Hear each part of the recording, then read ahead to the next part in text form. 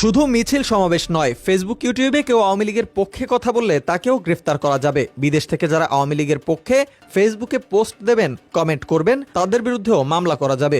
এছাড়া এখন থেকে পুলিশ পেনাল কোডের 188 ধারা অনুযায়ী আওয়ামী লীগ নেতাকর্মীদের গ্রেফতার করতে পারবেন, এমন তথ্য গণমাধ্যমকে দিয়েছেন বিভিন্ন পুলিশ ও আইনজীবীরা।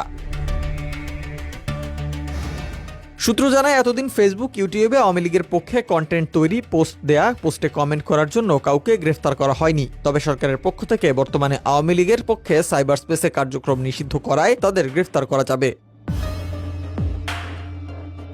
পুলিশের ঊর্ধ্বতন এক কর্মকর্তা গণমাধ্যমকে জানান, যদি কেউ আওয়ামী লীগের পক্ষে ফেসবুকে পোস্ট দেয়, আবার সেই পোস্টে কেউ যদি কমেন্ট করে, গুজব ছড়ায়, তাদেরও চিহ্নিত করে সাইবার সিকিউরিটি অ্যাক্টে গ্রেফতার করা হবে এবং মামলা দেওয়া যাবে।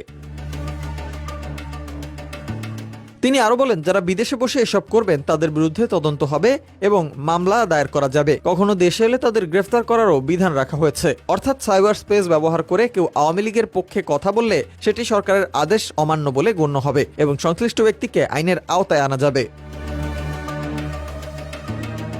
সংশ্লিষ্ট এক পুলিশ গণমাধ্যমকে জানান, কাগজে কলমে আওয়ামী লীগ নিষিদ্ধ না হলেও দলটির অবস্থা নিষিদ্ধের মতোই। আওয়ামী লীগের কার্যক্রম নিষিদ্ধ হওয়ায় আইনি জটিলতা থেকেও মুক্ত হচ্ছে পুলিশ। সূত্র জানায়, সরকারের পক্ষ থেকে নির্দেশনা ছিল আওয়ামী লীগ নেতাকর্মীদের গ্রেপ্তারে, কিন্তু কোনো সংগঠন নিষিদ্ধ না হলে ওই সংগঠনের নেতাকর্মীদের গ্রেপ্তার করলে প্রশ্নের মুখে পড়তে হতো। ফলে অনেক পুলিশ কর্মকর্তা গ্রেফতার এড়াতে চাইতেন। উপদেষ্টা পরিষদের বৈঠকে আওয়ামী লীগের কার্যক্রম নিষিদ্ধ করার কারণে এখন পুলিশ গ্রেফতারের আইনি বৈধতা পেয়েছেন।